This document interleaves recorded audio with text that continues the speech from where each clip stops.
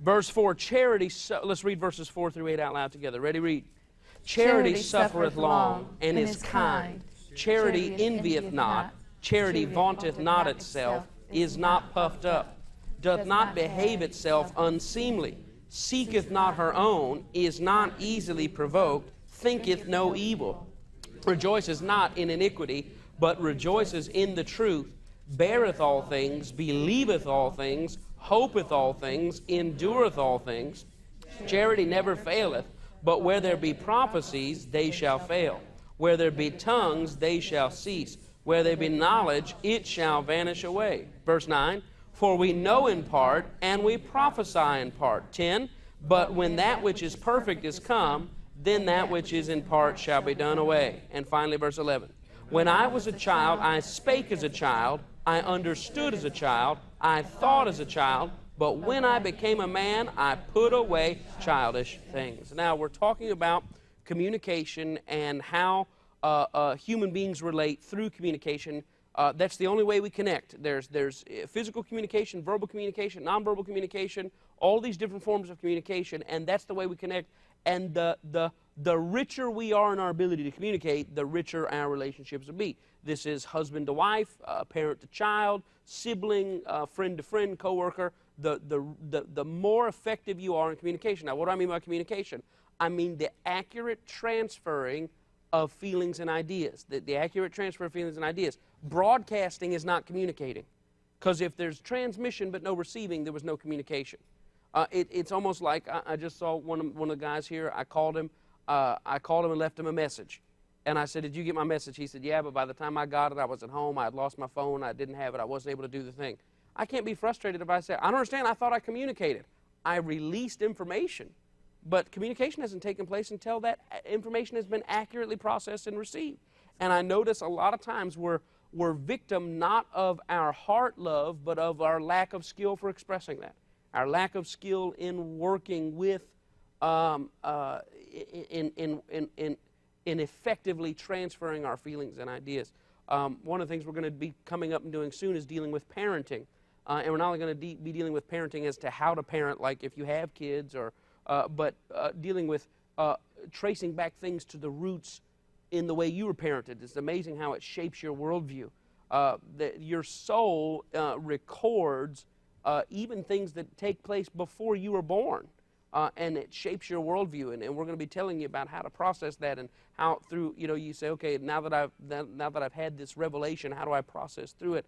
But a lot of it is communication. A lot of it times is not because mom didn't love you or dad didn't love you. They were just unskilled. There's bad parents, which we know bad parents, they need to be beaten with a wet noodle. But then there's just unskilled parents that just are playing the life the best they know how, and that's all they know how to do. And it's processing through those things. But more than looking at the poor communicators and judging them, we want to judge ourselves. We want to get to this place of verse 11, that when we were children spiritually, we spake as one, understood as one, and thought as one. But now that we've become grown, we're now adults in our speaking, adults in our understanding, and adults in our thinking. And isn't that interesting?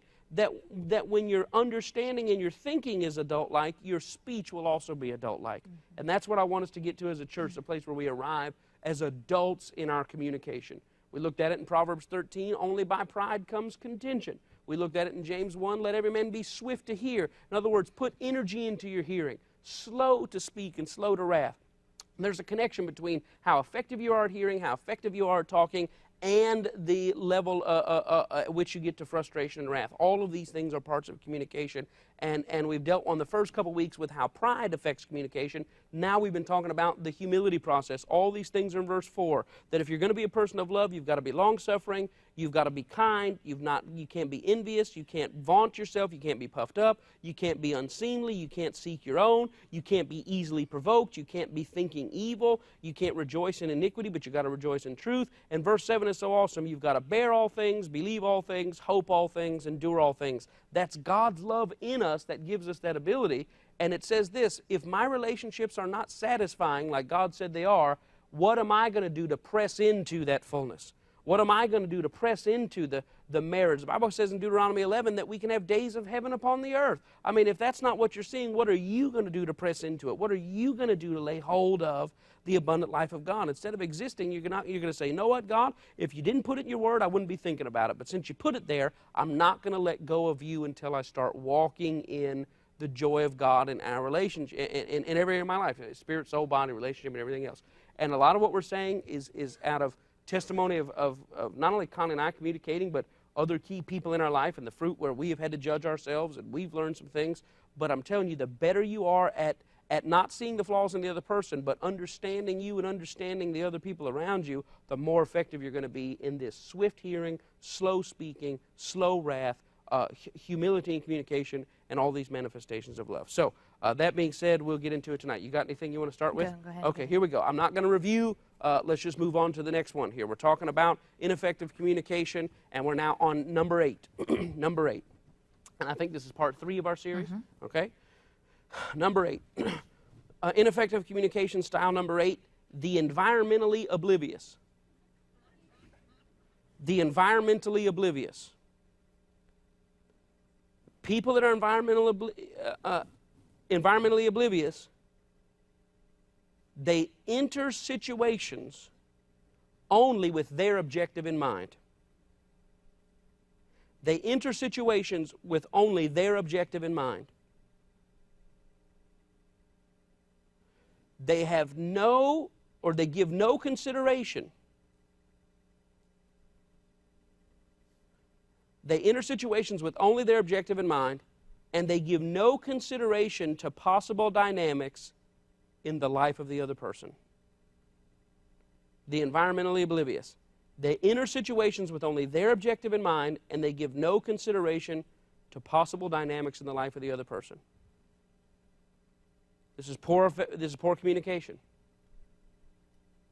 When your mouth is moving with what's on your mind, before you pause to consider, I'm getting ready to throw a pitch, is the person in proper position to receive it?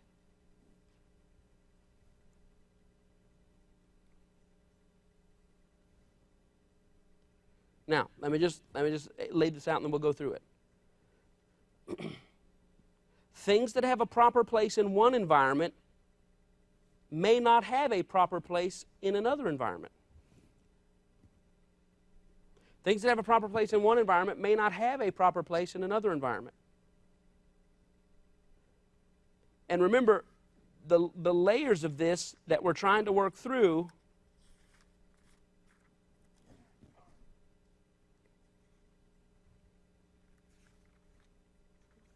let me see here. You've got these layers. I have my minister's conference notes weaved in with my other notes. Excuse me. You know, you go annoyance, frustration, withdrawal, bitterness, and then avoidance. And a lot of times we can create frustration unnecessarily. Annoyance, frustration, withdrawal, bitterness, and avoidance. We can create this unnecessarily because we're environmentally oblivious. Now let me give you an example. I could be out getting ready to, I could be buying some meat for the grill, which I don't know if there's something primal about me. I think about men in general, of fire and flesh and some form of smoke involved. And if there's an engine of some kind, it makes it even better, some form of motor. In my brain, if I drive by and see this awesome grill that I think is just awesome, and I pick up the phone and call Connie, I am entering into her world. But I'm entering into her world with only my objective in mind. I'm entering her world, and I've got to be careful that I don't give, or that I don't fail to give consideration for the possible dynamics in her world. And here's a real scenario. Connie's sitting at a restaurant, counseling a member. They've ordered the drinks, the iced tea, yeah. They've ordered the iced tea. They've had the small talk. They put their order in, so Connie finally says, so tell me what it is on your heart. What's going on? Just level with me. Where are you at? The woman utters, my husband left me to run off with my friend. The phone rings. It's Mike. You are not going to believe the grill I just saw. This thing rocks. You're not going to believe it. You're not going to believe it. Okay, can I call you back? What do you mean? Hey, what are you doing? That, if you're not careful in your key relationships, can sabotage intimacy in a powerful way. Because where the devil plays in this is sensitivity, and on the heels of that sensitivity comes offense. What I was excited about at a level 8, I've jumped into somebody's world who was at a level 2, and if they didn't respond in kind and I'm sensitive, I now get upset and withdraw. You know what, it's okay, what's important to me, no big deal. And Connie's over a barrel. She can't talk, she's got this person that she's ministering to, she's over a barrel, but if I'm touchy, if I'm violating 1 Corinthians 13 and I'm touchy and fretful and all this other kind of stuff, it's because I tried to introduce what was at the forefront of my world with no consideration of what was going on in her world.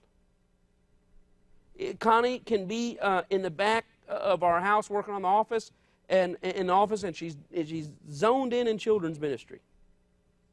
And she's working on these things and proofing and trying to keep track of this and looking up scriptures and making sure they're right and going all the way through. And I just, you know, whatever I'm doing, goofing off or whatever I'm doing, I come into her world, and, you know, and I got a trench coat on, and I'm playing Mr. Flasher or whatever, and I'm like, hey lady, wanna have a good time, you know, and what's so interesting, I'll say something else to get that thought out of your mind, but what I'm saying is, if she looks up from that computer and only plays along halfway, oh wow, this is so silly. You have to watch. If you're easily hurt, offense is going to come on the end of it. And the devil is going to grind into something that we gave place for because I tried to demand of her to come where I am, mentally, emotionally, and everything else. And you end up setting yourself up. Now, I will tell you this is not a two-way street. What do I mean? It doesn't matter what I'm working on. If she comes in flashing, it doesn't matter. There's never an interruption. Thank the Lord. Hallelujah. It doesn't matter if I was praying, if I was talking to Daniel and Moses. Hang on, guys. Why? Because it's all good. But I found out that's not a two-way street because it's not the same entertainment value, and I don't know why. I don't know why that is. It's a point of therapy. But on the heels of the environmentally oblivious is 8B, which is the environmentally absorbed. You have the environmentally oblivious who just intrudes into somebody's world talking with no reverence to what's going on in their world, but then you have the environmentally absorbed. What are the environmentally absorbed? The environmentally absorbed are those people in which tasks and dynamics often take on unnecessary weight. Task and dynamics often take on unnecessary weight.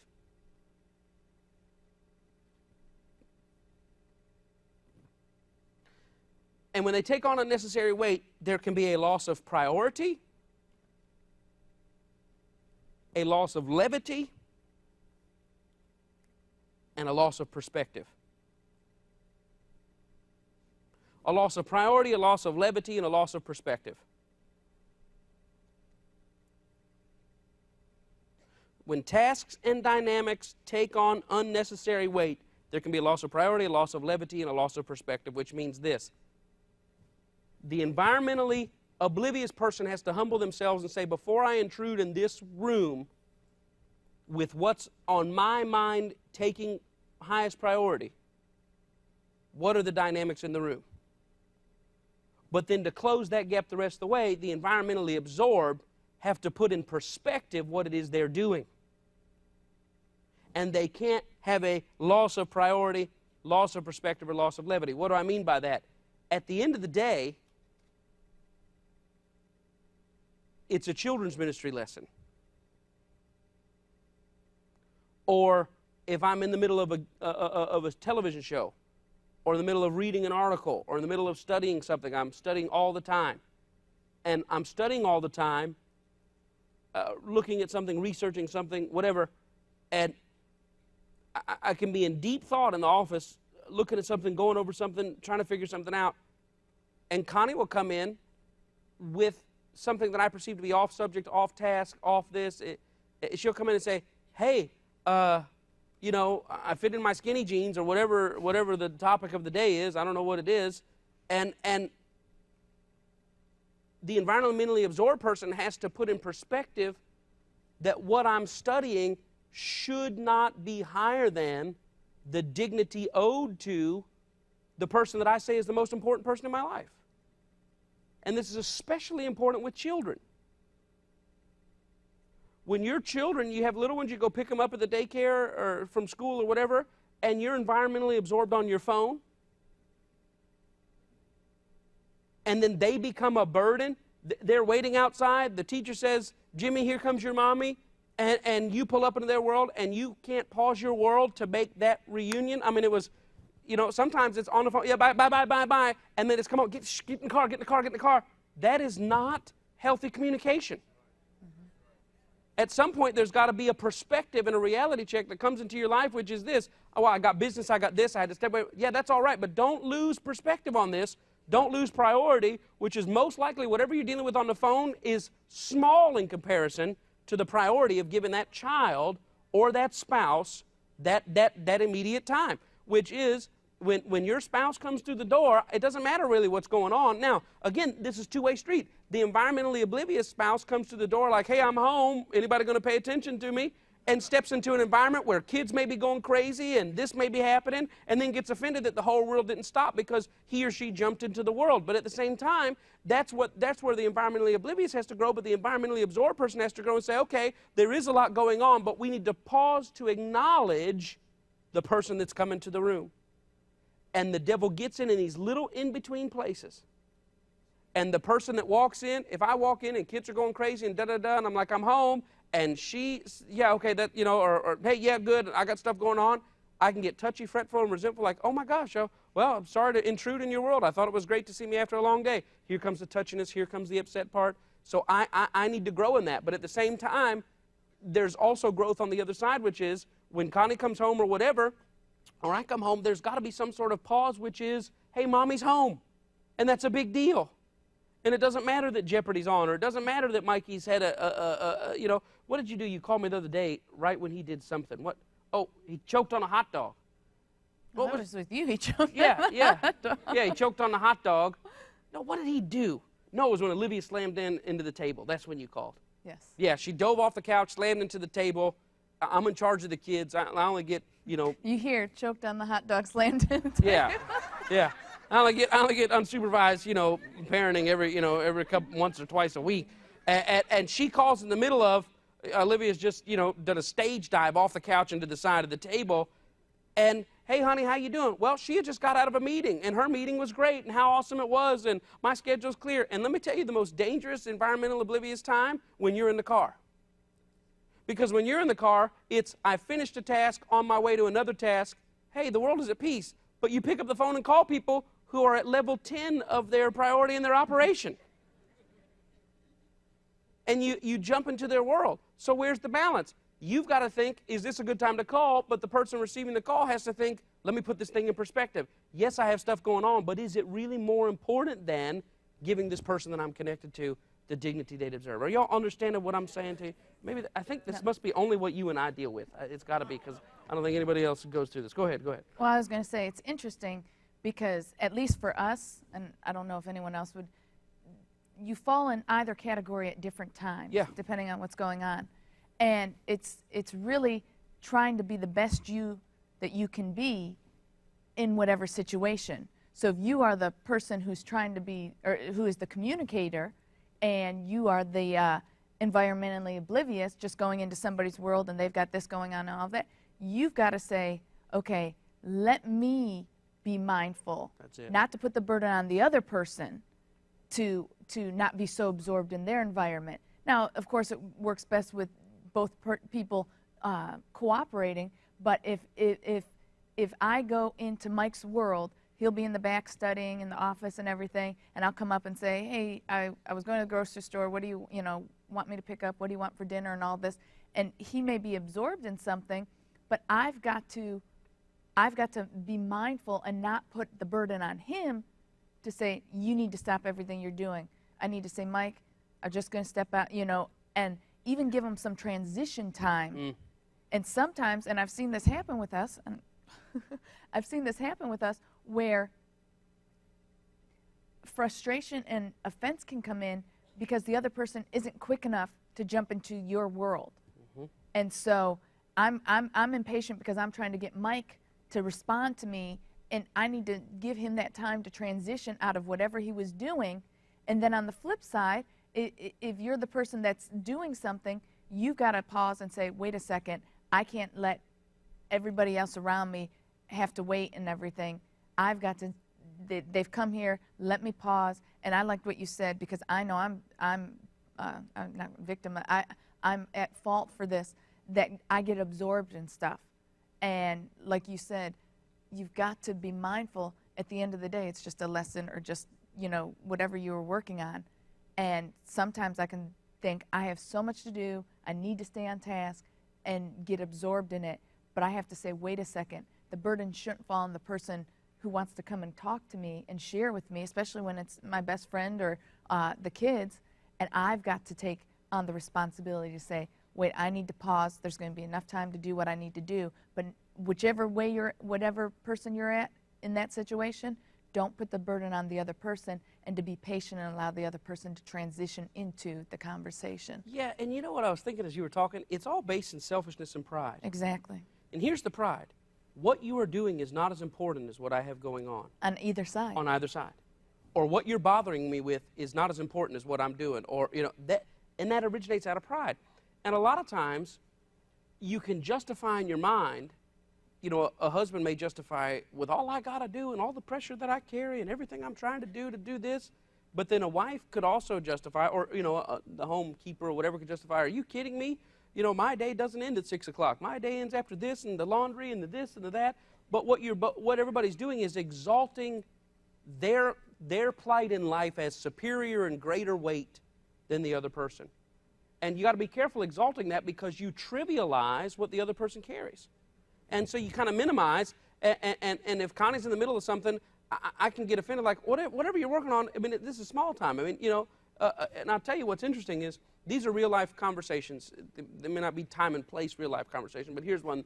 I can be in a meeting. I'll have 11 people in the meeting with me. And Connie will call up and say, hey, how you doing? And I say, good. I always take the call. That's the rule, because she's the most important thing to me on the planet. I have nothing more important than her. I love everybody. C-Jax, I-Church, Atlanta. I love everybody, but goodbye. This is it. This is my girl. And this has been standing order, and this is standing order for anybody that works with me. If your best friend Kevin is calling you from college while I'm talking to you, I'm your boss. Call Kevin back. But if your spouse is calling you, you better pick up the phone and answer that call. Why? Because I may fire you tomorrow. And you don't be mean to her or to him, because I can say, you are the weakest link, goodbye. And you'll wish you had been nice to that person that you kept, were so burdened by. But at the same time, so I can be in a meeting, Connie call, and she'll say, hey, what's going on? What you need? Are you okay? Yeah, I was just calling to see how you're doing. I'm doing good. Okay, well, I was just sitting here, and Olivia and I were just talking. You never believe what she said. Well, we asked her what the 3 wise men brought, and she said gold, Frankenstein, and myrrh. Isn't that funny? Yeah, honey, that's hilarious. Listen, can I call you back? Can I call you back? Why? Because I got 11 faces looking at me. And I'm having old home week, and they're like, can we move this meeting along? So my honor to my spouse is I always take your call. But the risk of that is, if I always take the call of an environmentally oblivious person, I can get frustrated, and then I can start to minimize her demands. I can look at her and say, she don't want nothing, I'll get back with her. Wait a minute, wait till she doesn't want anything. And so if the door's going to be open wide, oh, it's Connie, excuse me, I have to take this to my wife. Yeah, how you doing? It needs to begin with open communication. Open communication, number 1, is this a good time? Mm-hmm. Can you talk for a moment? It's huge. And then the other side of it, hey, how you doing? Are you okay? Everything fine? Listen, I'm right in the middle of something. Can I call you back? Are you sure? Okay, everything's fine? All right, good. That's open communication. But I found that we would fall in the same test over and over again because I wouldn't get the attention that I thought I needed at the time. Hey, Connie, how you doing? Good. What's going on? Okay, fine. Well, whatever. Yeah, I guess. Well, whenever you get a chance, you can pencil me in. Give me a call back. All right, bye. What was that? Just a baby man showing his huggies? Why? Because I thought the boat that I saw was cool and wanted to share it with her or whatever it was. Or, and Connie did the same thing to me. Connie is, I noticed this. This is something. This is true. This is true. Well, it's okay. That's all right. We're in church. Connie will call me before she gets out of the driveway. Before she gets on the main road, she will call me about something. I love you too, goodbye, I love you too, goodbye. But what I realize it is after you load up the kids and, put the shoes back on 5 times, get the diapers, beat one, give treats to the other, whatever you do, and you get them in, she finally goes, ah, and then she thinks of something. And so she'll leave me on this note. I'll say, I hope you load up. I'll bring the things. Okay, bye. Have a good day. Okay, cool. I'm going to hop in the shower real quick, and I'm going to try to be there in 40 minutes. Okay, I'll see you. All right, I'll meet you at the office. And we go. And it's like she's now in drive time. You got the kids with the video, and her mind is clear. What a great time to call and talk about, oh, that was this funny thing. But no thought that I've done phase 1 to get her out the door, and now I'm concentrating on getting me out the door. And we would fall into that trap over and over again, where I would call up, and she would call up, and I go, hello? Yeah, and it's been a while, hadn't it? Yeah, 30 seconds, yeah. I mean, you miss me, don't you, huh? Well, you don't have to say it that way. Say it what way, honey? I'm just, yeah, oh, no, that is the shower. Remember I told you I'd be in the shower, and then I had to get ready? Anything? Okay, yeah, okay, great. But I noticed I'd be in the shower, and there'd be like 3 missed calls. 3 missed calls, 2 texts, phone ring 5 times. And so I call back, and I'm like, and thinking, I call back thinking, oh, she's trying to tell me, don't forget this. I forgot something at the house. It's an emergency call. And I'll pick up the phone and call, and she'll say, I just seen what's up.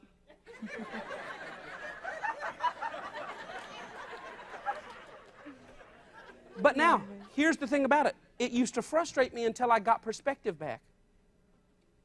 And I'll tell you what it actually was. It was one of the leaders at our church was telling me about his mom. Every time he saw his mom used to ask him to run and get her numbers. She would run and, get the numbers. Baby, go get my numbers. Go get my numbers. And he said it used to annoy me. He said, I walk in the house, the first thing she'd do is hand me, go get my numbers. And he said, but when she passed, he said, I'd give anything to have her say to me, go get those numbers. And that stuck with me. Because, man, the thought that one day she might not call and say, I'm just calling to see what's up. I'm just calling to say, hey, man, I take every one of them. Why? Because I've got to milk that.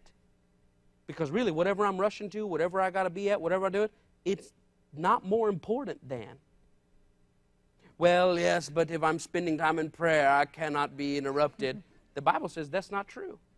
The Bible says if you want to talk about consecration that's acceptable to God, it says don't tell me you're fasting and praying and all that like I'm supposed to be impressed. He says consecration that's acceptable to God is to help the poor people, help the hungry people, help this. And then it says, and don't hide yourself from your family. Don't cut yourself off from their needs. And sometimes you can over-spiritualize it. It's me and God, it's me and God, it's me and God. And God says, how you treat her or him or your children is a reflection of your relationship with me. And if you're not able to treat your natural children, your natural spouse, if you're not able to treat your natural covenant relationships with dignity and respect, don't treat people wrong with using your relationship with God as a mask. Okay, moving on. You got anything else? I had something, and I'm trying to think of it. Continue. I had something, yeah.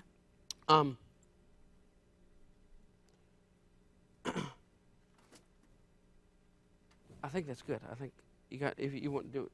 Go on. Okay. Oh, I thought of it. Go ahead. You were talking earlier, and I know kind of minimizing what the other person's responsibilities are. I know it doesn't necessarily go in line with the communication thing, but it's just a key thing that he brought up. Don't minimize all the stuff that you are responsible and have to do. Women have a lot going on, especially if they're working outside the home and, taking care of the house and all that. And, if people are going to wear clothes or eat anything in the house, it's going to have to come through me and, this and that and the other. Say it, sister. And I can think, well, Mike, you don't have that much to do. You don't have to take care of the kids. You don't have to bathe them. You don't have to do this. You don't have to do that.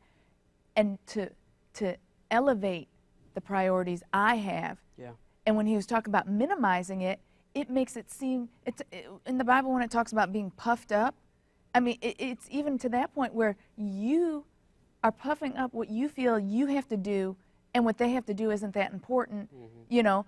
But I wouldn't want to switch with him. When it comes down to responsibility to make sure there's more than enough and to feed the house, and, you know, of course, if we're going to eat, yeah, I've got to make sure it's prepared and, you know, grocery shopping happens. But to have the money to be able to do that, that falls on him, ultimate responsibility. So I learned a few years ago, don't minimize what the other one has. Even at work, I would say, well, I got to make sure the children's ministry is running and the accounting is running and the bookstore and all of that. And like, all you have to do is make sure you preach and media is happening or whatever, you know, music. And I learned a few. How hard could it be? I learned a few years. I mean, really, this is where I was at a few years ago, because I would get frustrated because he would think all he had, or I would perceive that he was thinking all that he had was much more important than I had. But don't you know all the stuff I'm carrying and doing as well? And when I realized what he has to carry, that's a big responsibility, and it takes a lot of time, and it may not be in the same fashion that I have to do stuff and time-wise and all that, but it's none less important. And me realizing that and giving weight to what he had responsibility-wise towards alleviated a lot of offense that I was building up in my heart and bitterness towards him, because I was trying to exalt what I had going on. But you've got to look at it from the perspective of the other person. And it goes along with what you were saying with selfishness and being selfless. Yeah. It goes along with thinking the best about the other person. And all of those things, the character of Christ-type traits, and what it talks about in 1 Corinthians. And not to puff yourself up, even in the sense of what you have responsibility for. So good. Let me tell you, she taught something, I guess 2 Friday mornings ago. Yeah, it's going to happen. And I know there was 100 or so ladies that was there, but this thing is so subtle, what she brought out from the Word of God. Life is frustrating at times. It's built in. But you've got to watch when frustration switches over to blame. If Connie's at home and the kids aren't cooperating, she's trying to get out the door, she's 20 minutes behind, she's got a place to be. Mikey just did something in his diaper where he shot the sheriff and the deputy. And Olivia's pushing her brother and won't come in to get her hair combed and is not cooperating on toothbrush, whatever. That is frustrating. And that happens. But if that is happening while I'm upstairs in the shower getting ready, that frustration, which is tied to the event, can roll over into bitterness directed at a person. And the situation is the problem, not the other person. And I know many husbands and wives that curse their portion because of their bitterness towards their spouse. If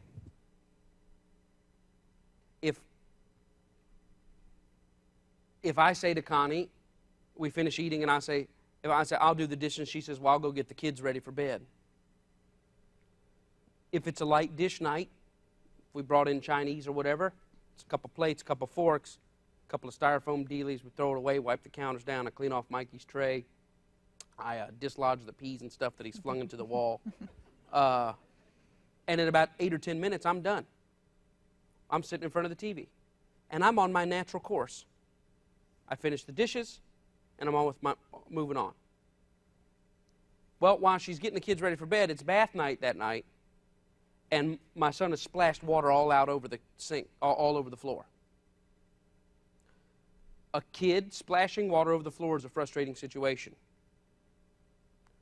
But if she allows it in her heart to roll over to, and he's downstairs watching TV while I got this going on, you're going to open the door for the devil to put a wedge against a person because you allowed the frustration to roll over to blame. Mm-hmm. Now, what if it's reversed? What if it's lasagna night? I got the dishes, which translates into scrubbing and scratching and soaking, and everything's sauced and 5 different pans and, you know, and there's no bath night. Well, Connie has said the prayers, tucked them in, you know, turned on their scriptures, and is in bed in 10 minutes. And 30 minutes I'm down there scrubbing. And if you're not careful, that type of dishes, it's a lot to do. But out comes the cursing in my heart. I don't know why she didn't clean up behind her. She didn't line this pan. We need to cook in throwaway pans because I know she's on Facebook. And here it is. Doesn't she see? When really she's done nothing wrong. She's done nothing wrong at all. It was the situation that I was in. And it's okay to get frustrated. You have to manage yourself, get yourself under control, stay calm. You get angry, sin not. But it's the little things that get into your heart. So now I come upstairs. Well, she's just Facebooking, and I come upstairs, she says, hey, you're not going to believe this. You're not going to believe what I saw on the thing. Mm-hmm.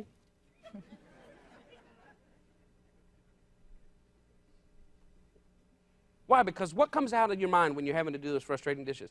See, this is why I said I didn't even want to cook tonight. We should have eaten out. I specifically said I don't want this. Now all the things that you didn't want come up. All the things that you said we shouldn't do come up. I mean, it's all like because flesh is out. I mean, it's just out.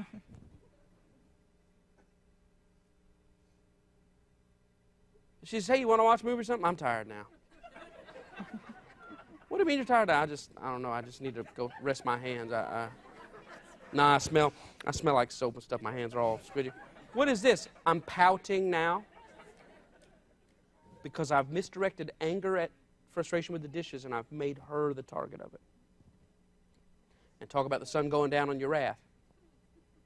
The Bible says, don't you go to bed with things unfinished. Mm-hmm. So I get in, I'm on the side of the bed. I'm in as far over, I got a leg hanging off the bed. Babe, I thought we were going to watch a movie. No, I think I'm wore out now. Now remember when it was a reverse thing, and I'm down there watching TV, and the kids have taken her through the ringer. Connie, we're going to watch some TV? No, I'm just, honey, I just, no, you go ahead. What is wrong? I know the situation's frustrating, but don't allow it to morph into a misdirected anger. Mm-hmm. Now, those are just on occasion things, but you got to watch layers of buildup. Mm-hmm. When you come home and it's raining and it's time to unload the kids and the groceries and all that, that's a frustrating thing all by itself. But when that man is taking a nap, who takes a nap? I would like to take naps. Wouldn't it be nice if I didn't have kids to walk around? And here comes all this venom. Was the prophet reading your mail? No. Okay, I think people could relate, you know. Well, here's the thing that happens, and here's what she told me. You got to be careful as a woman, as a mom, the most powerful thing you have, and we've talked about this, is the bond with those kids. Mm-hmm. But you end up cursing the gift of God. I got to bathe them. I got to do this. I got to do this. Hold up. That is a gift from God in your life. And I marvel at how Connie knows them and how she's aware of them. And I know my kids, and, you know, I could pick them out of a lineup a couple times, 5 out of 6 times. But, man, we wrestle, we play, we share stories. I tuck them in, I pick them up, I change them, I do all that kind of stuff. But there's nowhere near the level of relationship, the bond that they have with Connie. And I'm envious of that. But in moments of frustration, she could be like, you're envious? Here, take it. Have it. Be blessed. But that's just her flesh talking.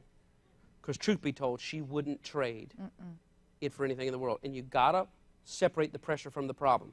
The problem is these dishes. The problem is the water on the floor. But the pressure is how your flesh is reacting. See, a lot of times you attack each other in financial times when you guys aren't even the enemy. Mm-hmm. The same way you can be doing lasagna dishes thinking about how you said we shouldn't have done this. All I want to do was go out tonight. I didn't want a bunch of drama. Is the same thing in financial times when everything, bad decision comes up in your brain. That's why I said we shouldn't have bought that thing. That's why I said we shouldn't have done this. Listen, that's behind us. The problem is we're short of money. But the temptation of the pressure is we're short of money and you're the cause. Why? Because if he can get you in strife with one another, he undermines your agreement.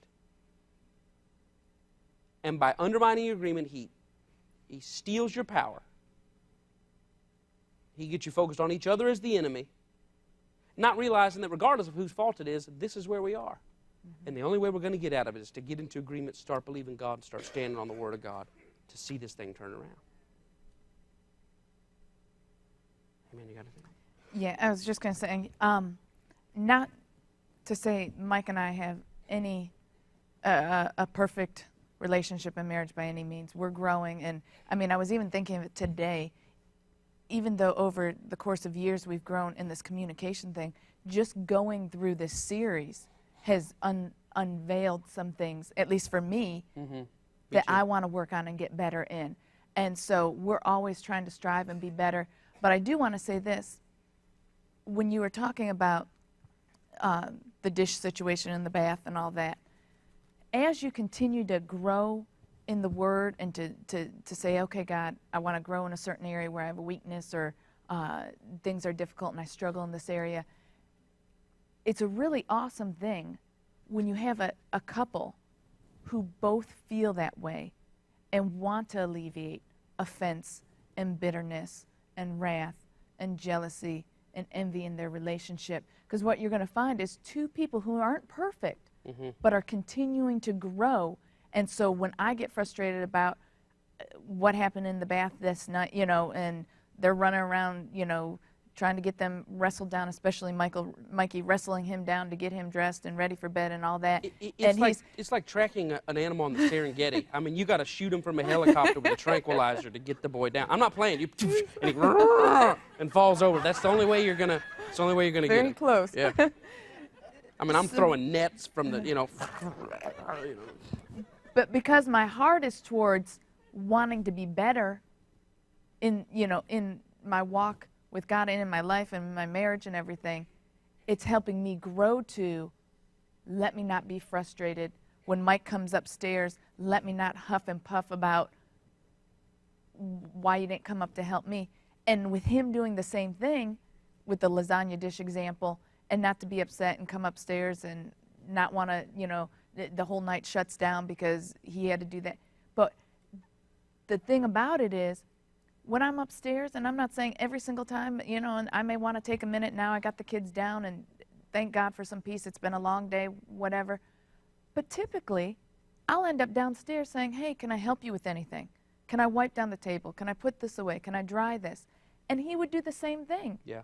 Typically, he's going to come upstairs and say, hey, let me go get a rag to do that, or if you handle her, I'll handle him, or vice versa.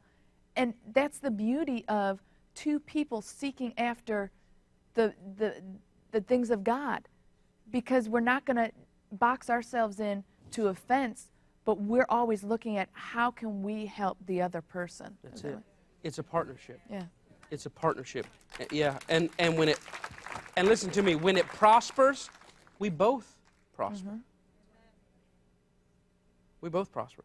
I mean, on one dimension, we're really talking to you about how the problems that we have learned and are working on, but on another dimension, our relationship is so dynamic because we really are the, hey, can you help me? And it's no problem to help, or let me do this. Let me do this for you. I mean, that's really who we are, and it's. But it took us a minute to work towards it, to understand what the other person was saying, to get to a point of realizing that where we can sense when the thing's starting to snowball out of control. We've learned this line. Wait a minute. We're on the same team. We're not against each other. This is us. We're not. And let me say this to single people. You never talk about singles. Listen, this is the ultimate singles meeting that could ever be in life. I'm trying to teach you what to look for, because I learned this when Connie and I were courting. I was not looking for perfection. But you got it. Yeah, I know. I'm saying, yeah. That's good. Very good. I eat the sacrifice. That was good. That was good. That was good. That was good. My mouth was open. That was good.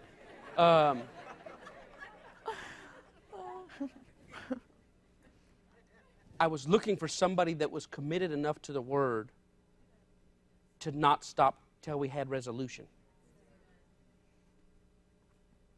And Connie and I had some drama when we were courting. Couple episodes of drama. Season 1, 2, and 3. We had drama one night at my house. We skipped church. Remember that? Yeah, and we said, we never skipped church. I mean, really. It was Satan.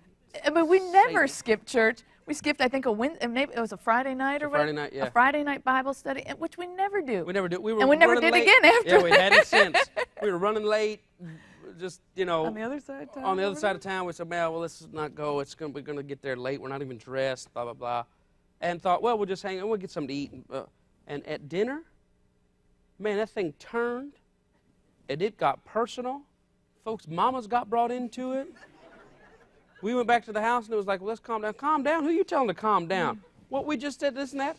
And this is no lie. I ended up, she gave me the ring back. I said, I don't want this mess. You think I care about this mess? And threw it in the woods behind my house. I said, you can just go. She said, Mike, this is crazy. I said, no, this is crazy. This is not crazy. It's not the description. Over is her description. I stormed off, and she left in tears, and I slammed the door, and she slammed the door, and she was going, well, fine, I don't need this. I thought I was marrying a preacher, not some grown child. I mean, it was ugly. It was ugly. It was sundown, 7 o'clock. It's in the summertime, or just about summer. About 8-ish. Yeah, 8 o'clock. It's still light enough to go find that ring, though. Man, she left out looking at it. I said, man, where's that ring at? I called my pastor up. I was crying. He was out. He wasn't even preaching. He didn't even go to church. He was it was somebody else preaching that night or whatever. I called him up crying, like, man, you gotta call me, man. You call me, man. Did he call me? I called my brother. I called Paul. I said, man, hey man, call me. I'm trying to find. Just call me. So they called. Where you at? Where you at? I said, I'm at home, man. Come to the house. Come to the house. He thought we had fell into sin. He said, did y'all have sex? Is that why you crying? I said, no, man. It's over. I lost her, man. It's over. He said, what are you talking about? Why are you crying? Man, it's over. I threw the ring in the woods. I threw this, that, one again. We're talking. He goes, wait. You got that ring, didn't you? You tell me you got that ring out of the woods. So you went to your friend's house, and about an hour into it, I realized this is the stupidest thing I've ever done in my entire life. I do not want to live without this lady. Matter of fact, I don't want to wake up one day without having her in my life. So I headed to her house. She wasn't there. I thought, Lord, Lord, Lord. So I parked my car down the street. It's true, isn't it? Remember I parked in the cul-de-sac? I snuck into your house. Oh, yeah. Yeah, I snuck into the house. Yeah. But she had her friend, or however it was, and ended up driving around and saw my car. She knew I was there. And man, she walked in, and I was standing there. I don't even think, it was, I'm sorry, I'm sorry. And you think, well, was it petty? No, it wasn't petty.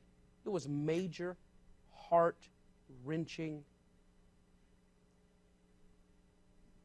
It's just pain. Matter of fact, we called that day Black Friday because of how dark of a point it was in our souls for so long. Would y'all have a spat? No. I'm trying to tell you, heart-wrenching layers of discussion and truth. Well, how could you marry somebody what if that happened again? Because the commitment to resolution, I knew, wow, no matter how bad this had gotten, we had enough of God in us to work it out.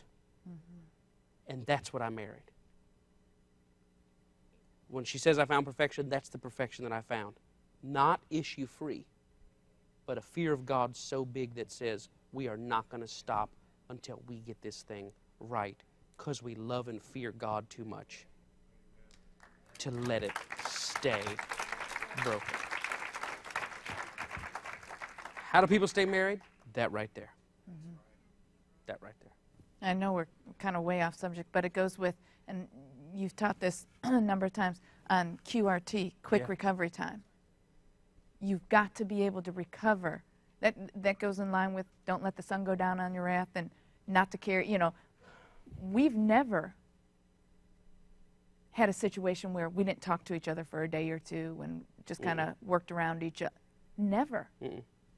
And like I said, our relationship isn't perfect, but we're willing to continue working things out. And I even think we've had a time where we had to get to a point to go to bed, but knew that we were going to continue. We brought it to a thing, and it wasn't finished, but we agreed. We just need to pause this and let's move forward. We've had it. But we've taken 3 days to work through stuff in phases. Had to work, had to do this. You know, you go to work and you're like a shell of a person. If anybody says hi to you, you could just break down. But we were in a process of. But to not halt stuff. Yeah. And to, you know, and it's important that you have that in the relationship, because you don't want, because what's happening is the devil is ministering to you that whole time that you guys are apart from each other. Yeah. And not maybe physically apart. You can be in the same house, but not isolation of soul. Yeah. Not on one accord and one you know. And I like that, isolation of soul. And you're allowing the devil to minister. And what's going to happen is you do that over enough time and a long enough timeline. That's where divorce comes in, because you've replayed in your mind how many times that I can live without this person. I can see myself. I can figure out. I can make a way. And you play that over in your mind long enough, and eventually you're going to play that thing out. Yeah. And it's important not to allow that break or that breach. Yeah. You've got to come together and to fix things and be quick about it. Yeah. And like he said, you may have to process through some stuff, and it's not in 5 minutes everything's fine, depending on how deep the level is. You know, like he said, there's some things that we've dealt with where it has taken days to process, but to be in that mode of processing through. And then sometimes there's just petty stuff that you need to brush on and move on. Shake it off. Don't ruin your whole night. You guys finally got the kids set and off, and you guys are headed to dinner, and one little thing, someone gets offended and upset, and you guys blow the whole night. You finally got the night to yourselves. Don't do that. And one of the things we've learned is humor and levity. Yeah. You've got to pause and just put the pause on and say, wait a second, this is ridiculous. Yeah. Let me say this, and I'm just going to, Lord, I don't want to say this, but I'll be quick about it. A lot of times couples, and I even heard this in my single life, about make-up sex, where, you know, people say, oh, it's, you know, fighting and then you make up, making up is fun. And a lot of times where people don't reconnect to a point of agreement, they'll supersede that with physical intimacy. And you can actually develop a coping mechanism whereby you have this tremendously passionate sex because in my broken, angered state where we've not worked through to resolution, we've substituted a resolution and an agreement for this Band-Aid. And we call it intimacy. But really it's not intimacy. Because let's slap a Band-Aid on, and for the purpose of single people and things that, you know, I'm trying not to sow seed of images and things like that, but it can be a very passionate thing, but it can also be an unfortunate substitute for real resolution. And in counseling, it's a fascinating thing. Sometimes, not all the time, the people that describe the wildest, most fantastic sex life in their marriage are also some of the highest dysfunctional couples. They live in drama, but where they get along is in bed. And I'm not saying that people that have great marriages have boring sex. That's not what I'm saying. But I'm saying that often it becomes a substitute. Because we're not able to work through things and put things behind us and grow as a couple, we've allowed this to stand in as in its place. And you don't have a long future if you're not able to address real issues, if they're constantly masked over by the physical intimacy. Because the physical intimacy takes place, and the next day the offense occurs again, and now people start replaying in their mind, yeah, we had sex, but, and this is men and women. I've seen grown men break down and cry in my office because she'll initiate physical intimacy, and he's a man. Once the launch sequence begins, you know, Houston 5, for everything's happening, everything is kicked into gear, but then hate himself afterwards that he lowered his personal standard because she can treat me like garbage, but then do this, and I kind of play the role, but I'm not getting fixed. I'm not getting dignity. I'm not getting respect. What, are you saying you don't enjoy sex with me? That's not what I'm saying at all. I'm saying that in our animal lower nature sense, we have a relationship, but in the me that's going to be around for 80 to 120 years, there's giant voids. And you got to reach higher rather than always reaching for what's convenient. I see somebody fanning, they're like, whoo. Let me, well, it's been an hour. Should we stop now? I don't know. Let me give you a couple quick ones, real quick. Okay. Number 9A is the distracted talker. The distracted talker is very frustrating. It's a person trying to talk while they're concentrating on something else. That's poor communication. If you're surfing the internet, surf the internet. If you're talking on the phone, talk on the phone. But don't surf the internet and talk on the phone.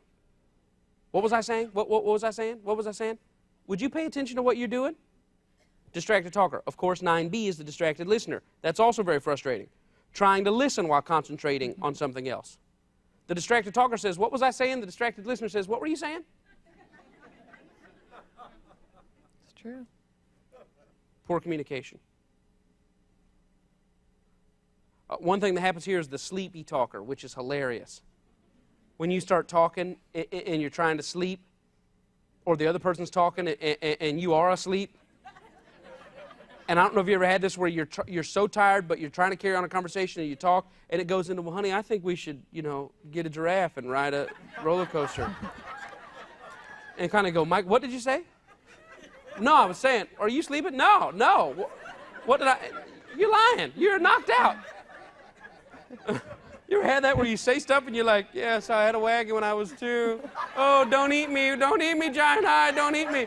And it's like you're in between two states, But I'll notice that I'll get so frustrated with Connie because I'm talking to her on the phone and she's doing something else while I'm talking to her. Now, if it's in the middle of dinner or whatever, maybe I should pause whatever I have going on, but sometimes I'll be on the road traveling and calling her, and I'll be like, so anyway, I did this, and then she'll go, yeah. Connie, what are you doing? Nothing. Well, I'm talking to you. Connie, what are you doing? I was reading an email. Not now.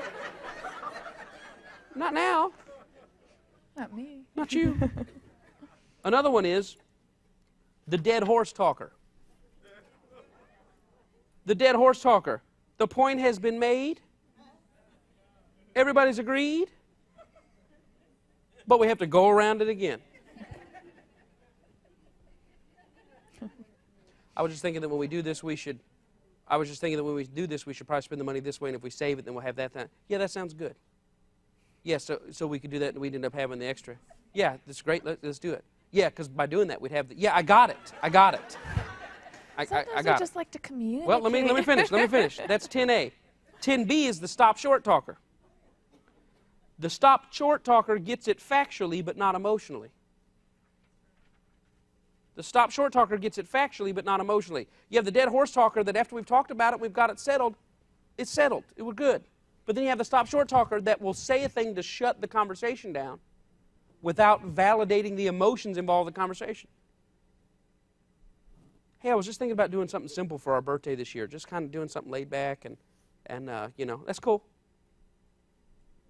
Well, yeah, I was just kind of thinking that, we've done things in the past, and not even really get anybody, not even get each other gifts, but just kind of do something simple. Good. What? No, I'm just saying that, yeah, I got it. No gifts. Got it.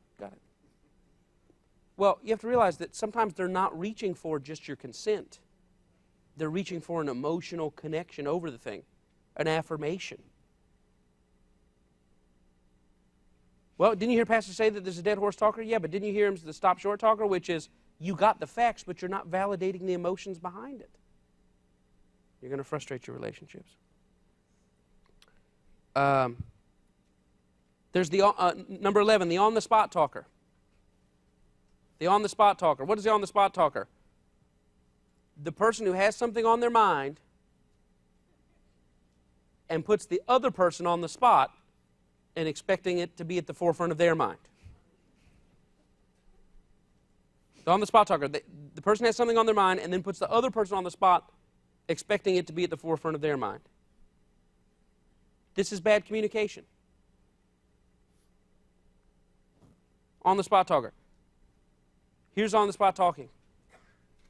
We're sitting there, we're talking, I'm just sitting here, and I go, I just did it to Connie. I just did it to her 2 minutes ago. You do it all.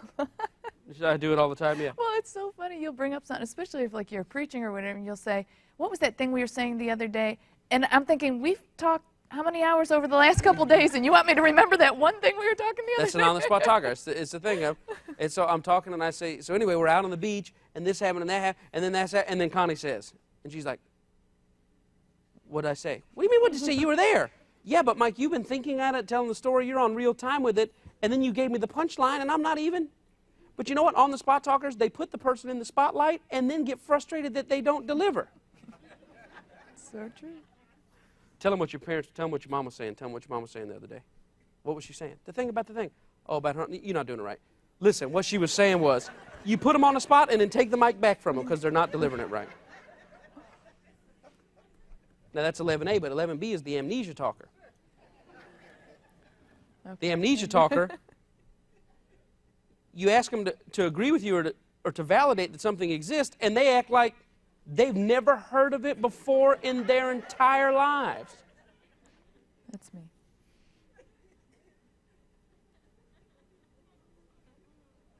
Don't you remember we were talking about that the other day? And you were telling me that, you know, since you've been working out, what are you talking about? What am I talking about? We were talking about the other day. You said the thing. I don't remember that. What? You don't remember that? We were in the car.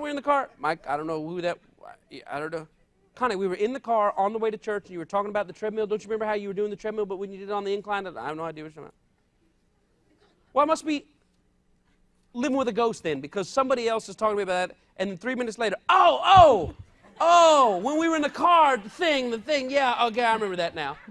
You have no idea. It takes a minute. That's what I'm saying. But it's the on-the-spot talker who has it at the front of their mind, who asks the other person to draw it up to the front of their mind.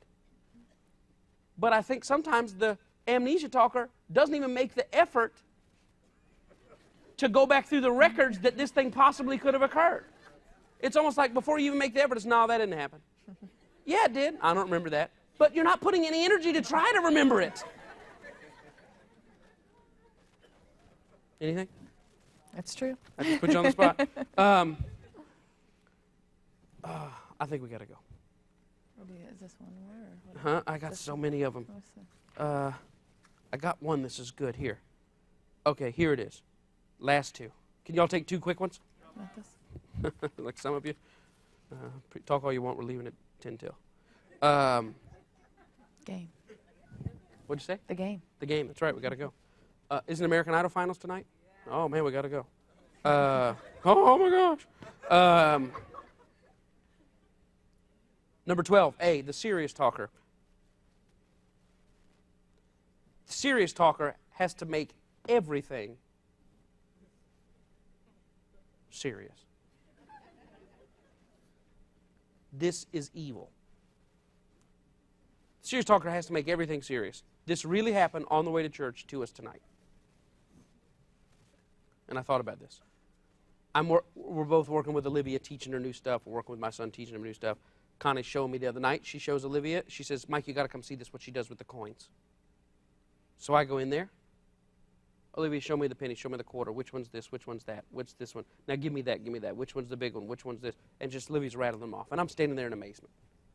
Of course, sometimes you have kids that they do something for you 12 times. and then you ask them to show that to somebody, and they're like, they become amnesia talkers. I don't know what you're talking about. My son walked in his room the other day, a couple weeks ago, picked up a book off the shelf, and rattles every word out of the book off. Door, duck, ladder, man, boy, girl, ball, this and that. Come here, show daddy, come here, show daddy. And all he can do is chew on the book. He has no words to say. Nothing, nothing. Kids will do that to you. They'll front on you in the worst way. They know when you're in Toys R Us, and they know that other people are around, so they can scream here, and there is nothing you can do. If you value your freedom, you will buy me that toy. So I'm teaching Olivia this thing the way I learned it. Everybody's going to say, it's dumb the way you learned it. It's the way I learned it. Olivia's telling me about the planets and about the moon is a planet and the sun is a planet. And I said, no, no, no. So I've been really working on her. My very educated mother just served us 9 pizzas. This is what I've been, my very educated mother just served us 9 pizzas. It's the way I learned it. Connie learned it as my very efficient mother just made us 9 pies. Well, not made us, because the M is already passed. I can see the problem now. How did you learn it? My very efficient mother just served us 9 pies? Sliced us? Served us, maybe? It's got to be an S. It's not an L or a J or a T. Served us 9 pies then. All right. It's been a long time. So I have Olivia nailing this thing down, and she starts rattling them off in the car. My, Mercury, Very, Venus. And I say, what's educated? And Connie goes, it's efficient.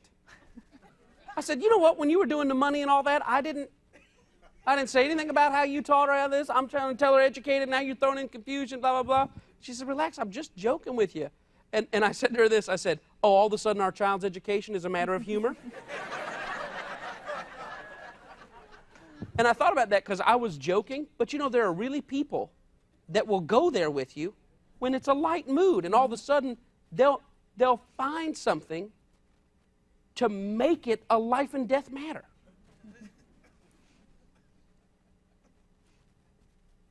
I can't, you know, oh, wow, we're going to have to run through. We didn't have enough time to get this. We'll just have to go to McDonald's and da-da-da-da.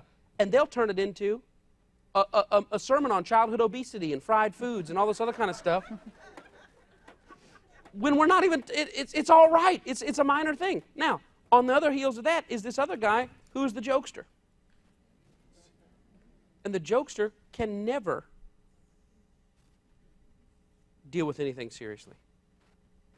Everything has to be a joke. Everything has to be a joke. Those are frustrating. The Bible says in Ecclesiastes, to everything there's a purpose, everything there's a season, and a time for every purpose under heaven. There's a time to be grave, and there's a time, gravity, there's a time for levity. And effective communication knows when we're just playing, and we don't have to go there, and then other times when we're not playing. And I'm telling you from the counseling office, people get frustrated because they try to be serious and nobody wants to be serious, or they just try to have a good time.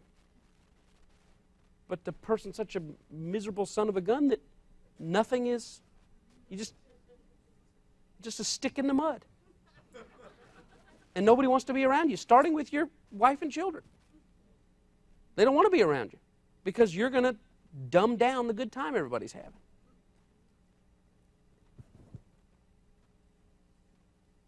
Guys, if you're married especially, watch this. Singles don't do this at all because you'll sow seeds. Guys, be careful with bringing everything into a sexual context. Many times men have sex at the forefront of their thinking. Okay, most of the time men have sex at the forefront of their thinking. And you'll notice that men can come up with a sexual joke at the drop of a hat. Sexual innuendo, sexual thing like that. You know, I'm trying to think of one that I can say in church here, but Connie will say, I'm going to go down and do yoga. And I'm like, is it naughty yoga? She's like, Mike, just relax for a minute. I'm just going to do yoga. You know, or that's not even a real one. I'm trying to think of one. I don't know. But you got to watch where everything is a sexual comment. Now, single people, you don't even need to discuss sex theoretically because it sows a seed. Mm-hmm. and you don't even need to put your mind on it. We were just talking, I would say, with the opposite sex or with the same sex. You know, I read an article that says this and that, and married people have to watch this because married people can be talking about sexual stuff that's very common to married people. That's why I'm trying to be real careful up here what I'm saying. But it's actually putting an image in a single person's mind that they're trying to fight and resist against. Mm-hmm. And what's perfectly normal for Connie and I to talk about as a married couple with a single friend or whatever, you know, you got to be on guard against that. Mm-hmm. But the serious talker, everything is deeper than it should be. And they can always defend it. You know? Why are you speeding? We'll get there. And you say, because I've got race car driver in my blood.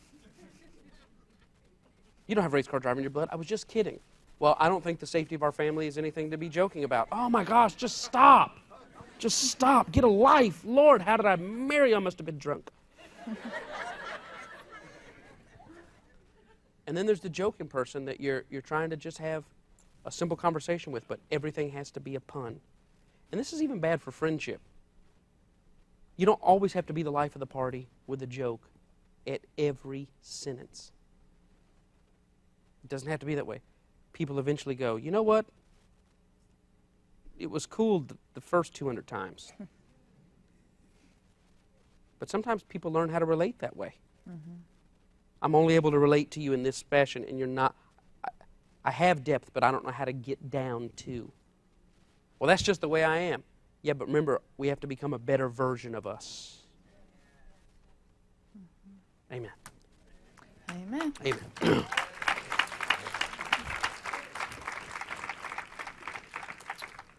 Let us prepare to dismiss. Let us pretend like we heard the word.